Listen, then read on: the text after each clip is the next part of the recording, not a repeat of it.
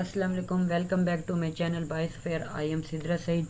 Today I will discuss on the topic which is biological level of organization. Biological level of organizations का मतलब वो है कि levels पर मुश्तमिल होती है जो स्टार्ट होती है simple level to complex level यानी atomic level to complex level यानी बायोस्फीयर तक जाता है। अब हम लोग इसे डिस्कस करेंगे इस लेक्चर के अंदर।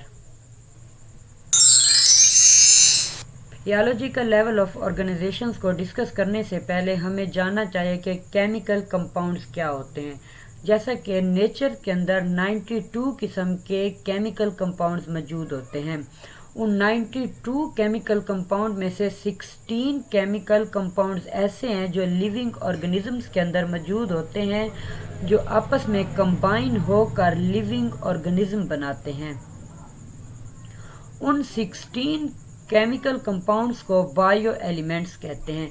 16 बायो एलिमेंट्स में से 6 बायो एलिमेंट्स ऐसे होते हैं जो बॉडी का 99% मास बनाते हैं, यानी हमारी बॉडी 99% 6 बायो एलिमेंट पर मुश्तमिल होती है, और जो बकिया 10 बायो एलिमेंट्स होते हैं वो 1% बॉडी मास बनाते हैं, यानी हमारी बॉडी 1% 10 बायो एलिमेंट्स पर मुश्तमिल होते हैं हमारी बॉडी का बायोमास, और हमारी बॉडी का 99% बायोमास 6 किस्म के बायो एलिमेंट्स पर मुश्तमिल होता है। बायो एलिमेंट्स वो एलिमेंट्स होते हैं जो नेचुरली तौर पर लिविंग ऑर्गेनिजम्स के अंदर मौजूद होते हैं।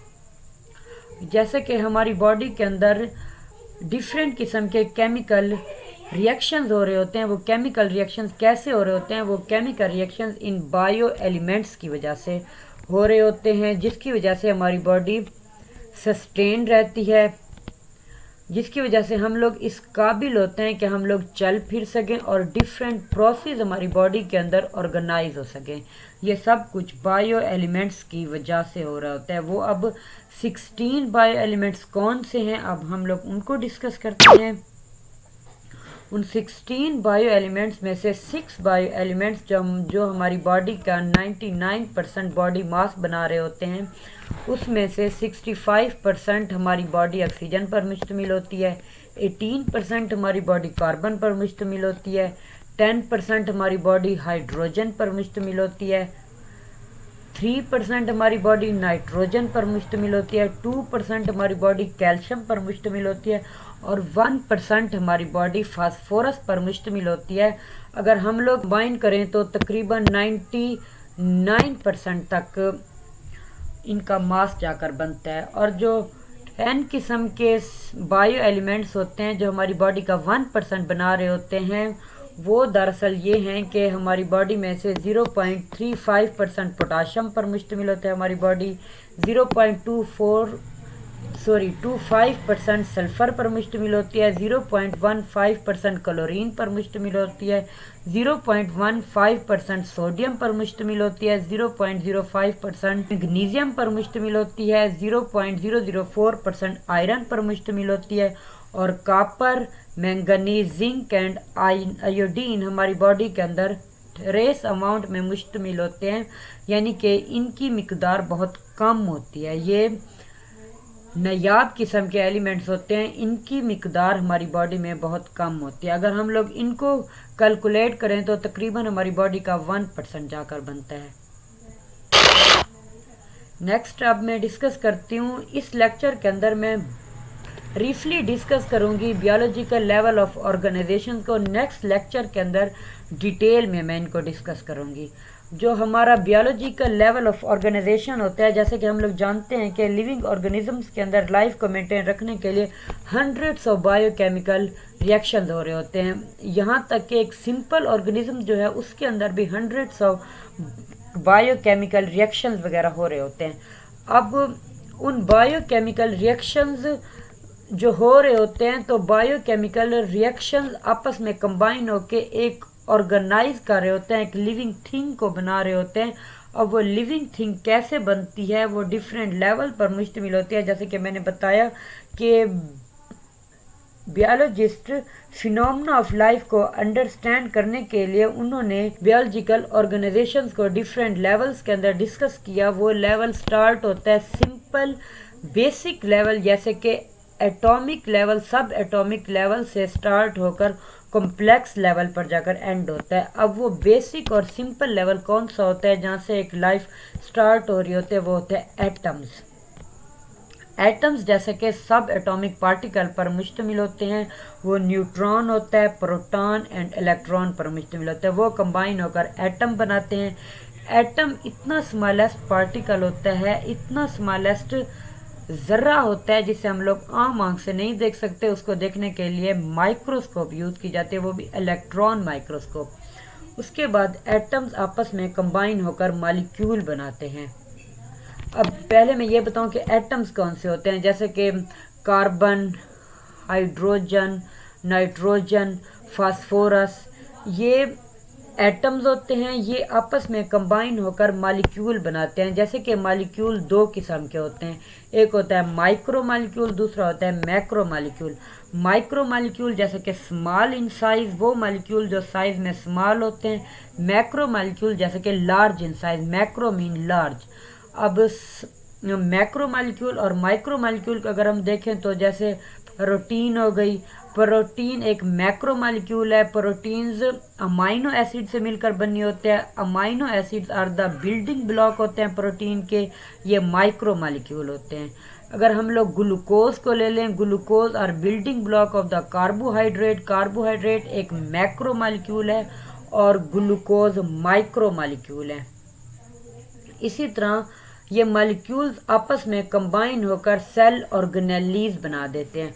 अब सेल ऑर्गेनेलीज कौन सी होती हैं, जैसे कि माइटोकॉन्ड्रिया, क्लोरोप्लास्ट। माइटोकॉन्ड्रिया एनिमल्स के अंदर मौजूद होता है, क्लोरोप्लास्ट प्लांट्स के अंदर मौजूद होता है, लाइसोसोम्स, न्यूक्लियस, ये ऑर्गेनेलीज होते हैं। ये ऑर्गेनेलीज आपस में कंबाइन होती हैं और सेल बनाती हैं।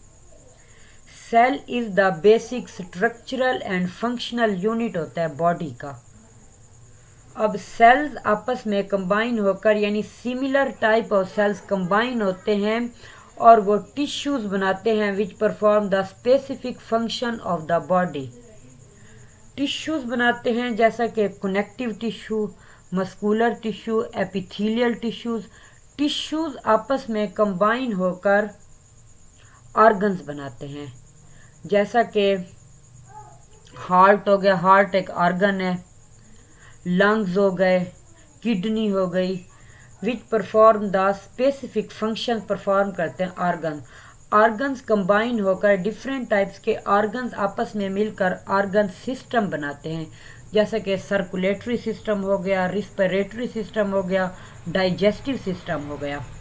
और इस तरह ऑर्गन सिस्टम आपस में कंबाइन होकर एक ऑर्गेनिज्म बनाते हैं। ऑर्गेनिज्म इज़ द इंडिविजुअल होता है, यानी ऑर्गन सिस्टम मिलकर एक इंडिविजुअल बनाते हैं जिसे हम लोग ऑर्गेनिज्म कहते हैं। ऑर्गेनिज्म्स मिलकर पॉपुलेशन बनाते हैं। अब पॉपुलेशंस के अंदर क्या होती हैं कि similar types of species combine to form the population. अब हम लोग पॉपुलेशंस को डिस्कस करने से पहले मैं आपको बताती चलूँ कि स्पीशीज़ क्या होते हैं। स्पीशीज़ होते हैं सिमिलर टाइप्स के ऑर्गेनिजम्स विच लिव टुगेदर, यानी एक ही जैसे ऑर्गेनिजम्स जो एक साथ रहते हैं और which are capable to interbreeding and produce the fertile offspring. Similar type के ऑर्गेनिजम्स होते हैं जो इंटर रीडिंग कर सकें और फर्टाइल ऑफ स्प्रिंग प्रोड्यूस कर सकें, उससे हम लोग स्पीशीज़ कहते हैं। स्पीशीज़ मिलकर पॉपुलेशन बनाते हैं। सिमिलर टाइप की स्पीशीज़ मिलती हैं और वो पॉपुलेशंस बनाती हैं। पॉपुलेशंस मिलकर कम्युनिटीज़ बनाती हैं। अब डिफरेंट टाइप्स की पॉपुलेशन आपस में कंबाइन होकर कम्युनिटीज़ बनाती हैं। जैसे कि पॉपुलेशन में हम लोग ले लेते हैं कि स्नैक की पॉपुलेशन ले लेते हैं, तो स्नैक ना डिफरेंट टाइप्स के स्नैक आपस में यानी एक ही ऑर्गेनिज्म एक ही है, स्नैक्स आपस में मिलकर पॉपुलेशंस बना रहे होते हैं। और जैसा कि डिफरेंट पॉपुलेशन यानी स्नैक की पॉपुलेशन हो गई, लायन की पॉपुलेशन हो गई, ग्रासेस की पॉपुलेशन हो गई, हर्ब्स वगैरह, ये सारे मिलकर डिफरेंट पॉपुलेशन कंबाइन होकर कम्युनिटीज़ बनाती हैं। अब कम्युनिटीज़ मिलकर एक इकोसिस्टम बनाती हैं। इकोसिस्टम्स के अंदर यानी तमाम लिविंग और नॉन लिविंग थिंग्स आपस में कंबाइन होते हैं और उनके दरमियान जो रिलेशनशिप होता है वो इकोसिस्टम्स के अंदर डिफाइन किया जाता है।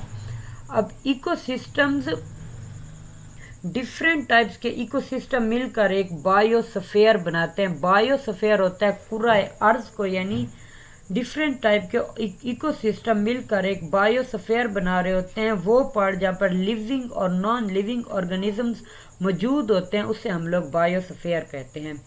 इस लेक्चर्स के अंदर जैसे कि मैंने बियोलॉजिकल लेवल ऑफ ऑर्गेनाइजेशंस को सिंपली डिस्कस किया है, नेक्स्ट लेक्चर के अंदर मैं डिटेल में डिस्कस करूँगा।